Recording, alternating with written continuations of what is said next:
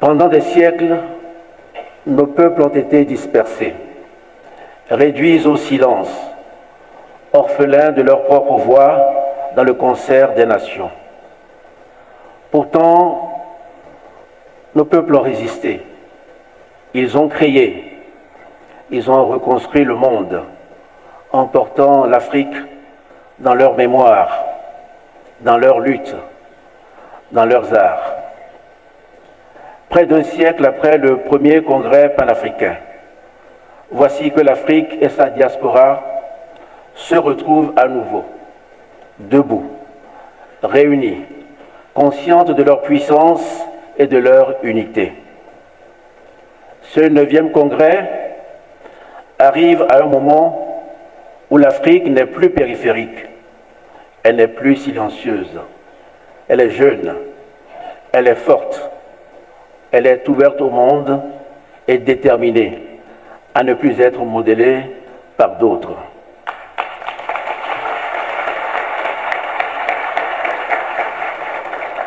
Ce 9e congrès n'est donc pas une commémoration, c'est une réaffirmation, c'est une reconquête, c'est un tournant. Car jamais, jamais depuis les indépendances, notre destin collectif n'a été autant entre nos mains. Jamais notre voix n'a été autant attendue.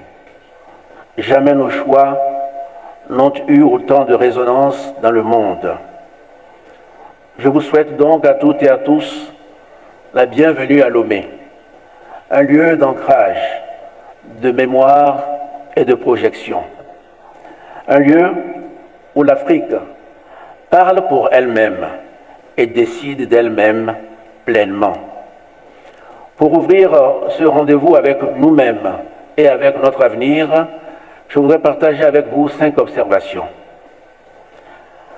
Ma première observation, c'est que le renouveau panafricain est une nécessité stratégique. Car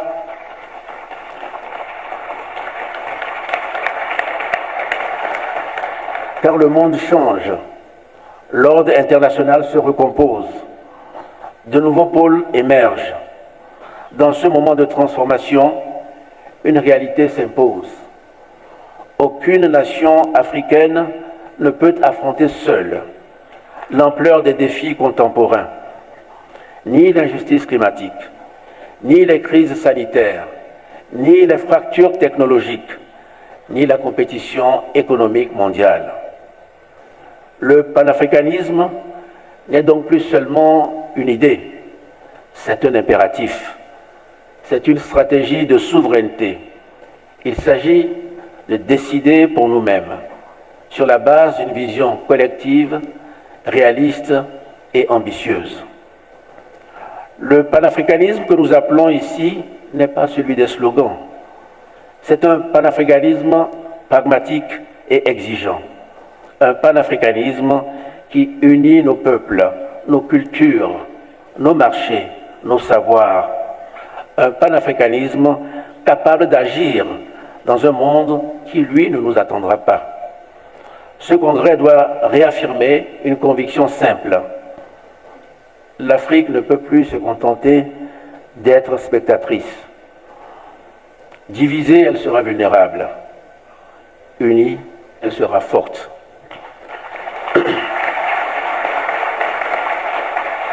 Ma deuxième observation, c'est que la réforme du multilatéralisme est aujourd'hui une exigence. C'est l'autre évidence qui surgit de l'incertitude actuelle des équilibres géopolitiques.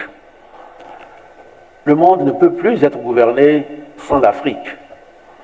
Aujourd'hui, le Sud global s'affirme et le système international qui a été conçu sans nous a été pensé dans un monde qui aujourd'hui n'existe plus. Nos nations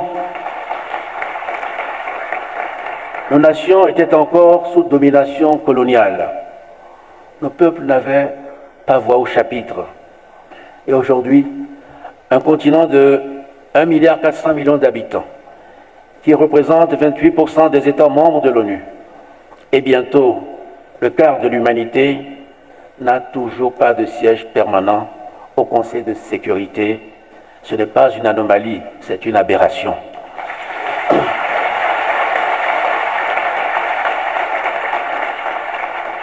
Notre continent ne peut rester absent des lieux où se décide la paix, le commerce ou la finance mondiale.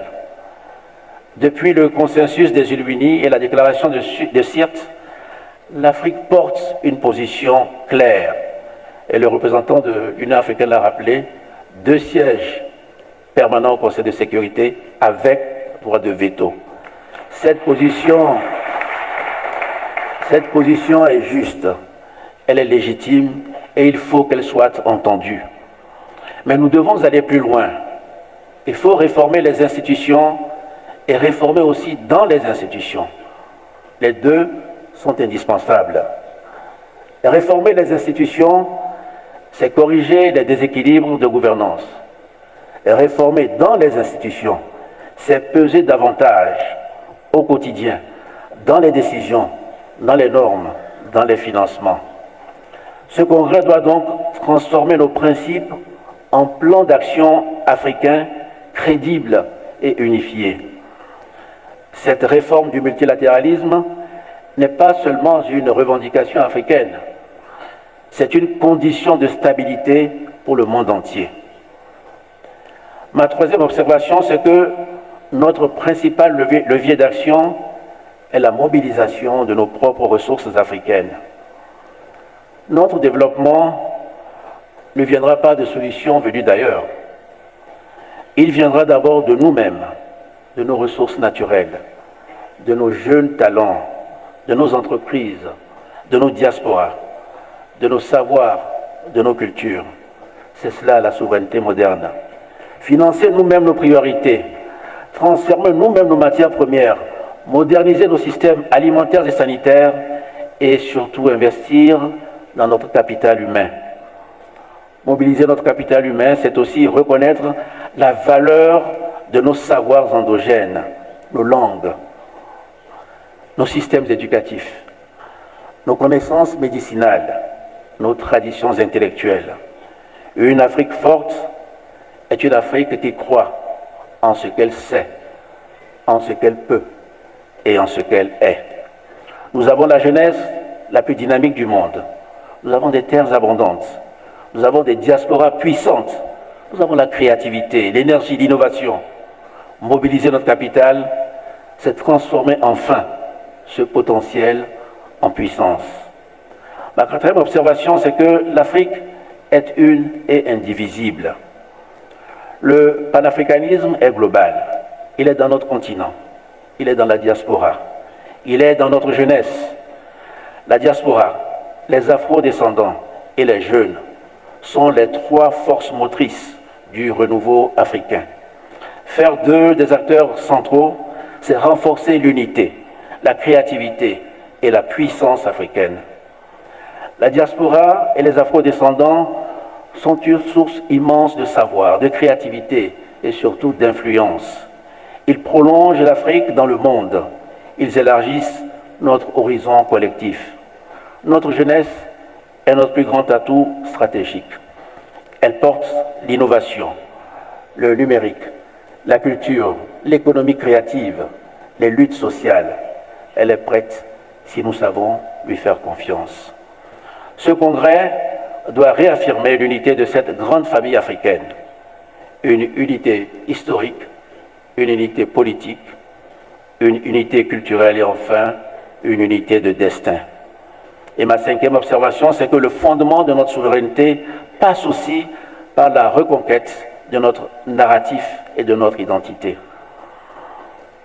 Mesdames et messieurs, aucune puissance ne s'est affirmée en laissant les autres raconter son histoire. Depuis des siècles, l'image de notre continent a été fabriquée hors d'Afrique. Elle a été déformée, stéréotypée, instrumentalisée. Nous ne pouvons plus accepter que nos réussites soient invisibles, que nos talents soient ignorés, que nos cultures soient réduites à des clichés. Reconquérir notre narratif, c'est rétablir la vérité de notre histoire. c'est valoriser nos victoires, c'est corriger les récits coloniaux, c'est faire de nos arts, de nos langues, de nos cultures les instruments d'influence. Reconquérir notre narratif, c'est aussi maîtriser les nouveaux espaces de communication numérique, médiatique et académique. Une Afrique qui maîtrise son récit, maîtrise son avenir. C'est une Afrique qui inspire, qui attire, qui investit et qui influence. Puisse Lomé devenir cette semaine le lieu où l'Afrique s'unit pour agir, le lieu où nos voix se rassemblent, où nos idées s'élèvent, où notre destin se clarifie. Nous n'avons pas besoin d'être sauvés en tant qu'Africains. Nous avons besoin d'être écoutés et surtout, nous devons être unis. Parce que, unis, nous comptons. Une Afrique unie inspire. Une Afrique unie bâtit. Notre horizon commun est celui d'une Afrique connectée, inclusive et sûre d'elle. Nous pouvons écrire ensemble une nouvelle page de notre histoire, une page de dignité, une page de souveraineté, une page de renaissance. Sur ces mots, je déclare ouverts les travaux du 9e Congrès panafricain de Lomé.